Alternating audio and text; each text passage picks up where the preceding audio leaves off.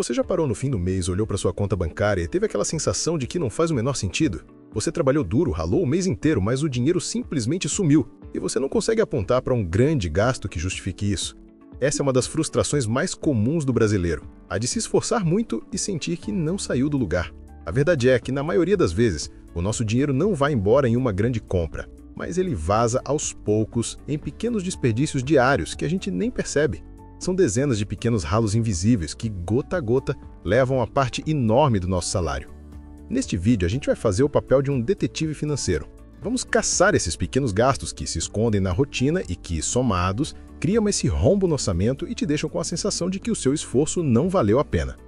Vamos para o primeiro grande vilão do nosso dinheiro, um que é silencioso e adora se esconder na fatura do cartão, o monstro das assinaturas. Sabe aquela história? Você assina um serviço de streaming para assistir uma única série, baixa um aplicativo e aceita o período de teste grátis que depois vira cobrança, ou assina um clube de vantagens que parecia uma ótima ideia na hora.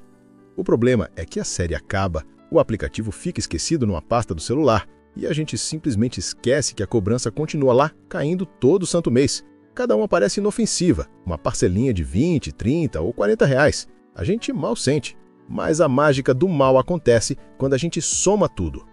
Aquele streaming que você não vê há meses já te custou mais de 300 reais no ano. O aplicativo de música que você mal abre, mais 200. Aquele app de edição de fotos, mais 100. Quando você vai ver, essa brincadeira de pequenas assinaturas esquecidas pode estar levando embora mais de R$ 1.000 por ano do seu bolso, sem te dar absolutamente nada em troca. É o dinheiro que poderia ser o começo da sua reserva de emergência ou o valor para pagar uma conta importante, mas que está simplesmente indo embora para empresas que contam com o nosso esquecimento. Por isso, o primeiro desafio é ser mais esperto que elas. Abra agora a fatura do seu cartão ou o extrato do banco e casse cada uma dessas pequenas cobranças mensais. Você provavelmente vai se assustar com o quanto de dinheiro está vazando por aí sem você perceber. Vamos para o segundo ladrão do orçamento, um que se disfarça de praticidade e recompensa depois de um dia cansativo. A comida fora de casa. É aquele lanche no meio da tarde, o cafezinho na padaria, o fast food na volta do trabalho, ou o mais perigoso de todos, o delivery que chega com um clique no celular. Cada um desses gastos parece pequeno e justificado. Um lanche de 20 reais aqui, um combo de 40 ali. O problema é que esse hábito repetido várias vezes na semana cria um rombo gigantesco no fim do mês. Vamos fazer uma conta rápida. Se você gasta, em média, uns 80 reais por semana com delivery e mais uns 40 com lanches na rua, isso já dá mais de 400 reais por mês. Em um ano, estamos falando de quase 5 mil reais, que foram embora em refeições que poderiam ter sido preparadas em casa por uma fração do custo. Agora pense o que são 5 mil reais. É metade daquela meta de 10 mil que parece tão impossível. É uma viagem de férias, a entrada em um curso importante ou uma reserva de emergência que te daria muita tranquilidade. E se esse dinheiro fosse guardado e investido, mesmo que de forma simples, ele estaria rendendo e se multiplicando? A ideia não é cortar para sempre o prazer de comer fora, mas entender que a frequência com que fazemos isso tem um poder enorme de sabotar os nossos planos financeiros, transformando conveniência em um dos maiores ralos do nosso dinheiro. Vamos para o nosso terceiro vilão, um que mexe com a nossa cabeça e se disfarça de oportunidade. A compra por impulso. É aquela que acontece quando você vê uma placa de promoção, liquidação ou 50% de desconto e sente que está perdendo uma chance de ouro se não comprar. As lojas são especialistas em criar essa sensação de urgência, fazendo a gente acreditar que está fazendo um ótimo negócio, quando na verdade a gente está só gastando um dinheiro que não planejávamos. O grande truque é que a gente foca no desconto e não no gasto. Comprar uma blusa de 100 reais por 50 não significa que você economizou 50 reais. Significa que você gastou 50 reais que estavam quietos no seu bolso. O mesmo vale para as compras online, quando a gente coloca mais um produto no carrinho só para ganhar o frete grátis, gastando mais do que o valor do próprio frete.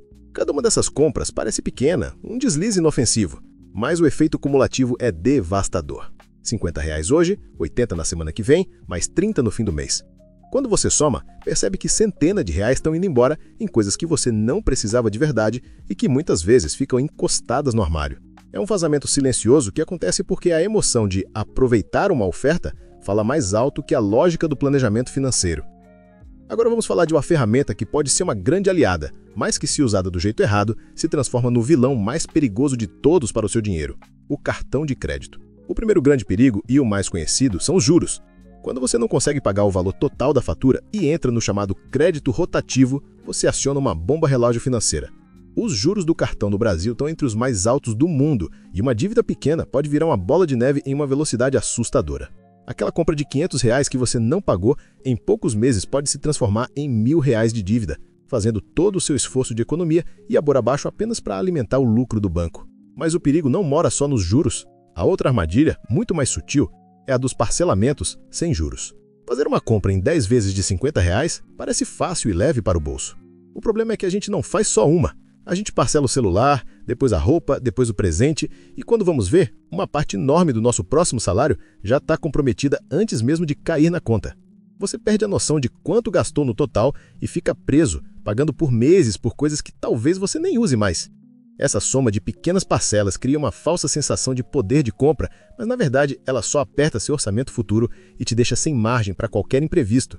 É a combinação perfeita para o desastre. Um orçamento estrangulado pelas parcelas que, ao primeiro aperto, te joga nos juros absurdos do rotativo, criando um ciclo vicioso muito difícil de quebrar. Um gasto que é importante para a nossa vida social e bem-estar, mas que, sem nenhum planejamento, pode se tornar um verdadeiro sabotador do nosso orçamento. As festas e saídas de fim de semana. O problema não é se divertir, todo mundo precisa e merece. A questão é quando esses gastos acontecem no impulso, sem que a gente pare para pensar no custo total daquela noite. Raramente o gasto é só o ingresso ou o que você consome no bar.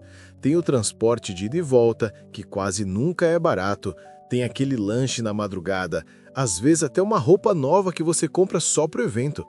Vamos fazer uma conta simples. Uma única saída pode facilmente custar R$ 150 ou mais. Se esse tipo de programa acontece todo fim de semana ou a cada 15 dias, o valor no fim do mês pode passar de R$ 500 tranquilamente. Em um ano, esse entretenimento sem planejamento pode levar embora mais de R$ 5.000 do seu bolso. É um dinheiro que poderia compor uma reserva de emergência, pagar uma viagem ou dar entrada em um projeto importante. A ideia não é sugerir que você pare de sair, mas sim que comece a planejar esses gastos, definindo um limite mensal para a diversão. Assim, você consegue aproveitar seus momentos de lazer sem deixar que eles consumam uma parte tão grande do seu dinheiro e atrapalhem seus objetivos maiores. Vamos falar de um tipo de gasto que muitas vezes a gente nem questiona: os serviços de luxo que parecem necessários, mas que na verdade não são. Cuidar de si mesmo é importante, mas muitas vezes a gente paga mais pela marca e pelo status do que pelo benefício real. Um exemplo clássico é a academia cara.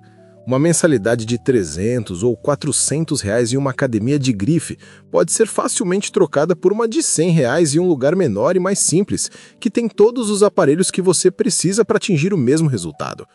Ou, dependendo do seu objetivo, por atividades gratuitas como correr no parque. A economia anual pode passar de R$ 3.000. O mesmo vale para salões de beleza renomados, onde um corte de cabelo custa uma fortuna, quando um bom profissional do seu bairro poderia fazer um trabalho tão bom quanto por 1/3 do preço.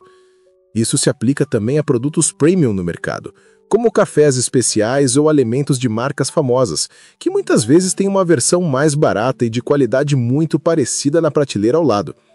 O ponto principal é começar a questionar se você está pagando pelo serviço ou produto em si, ou se você está pagando por uma embalagem bonita e um nome chique.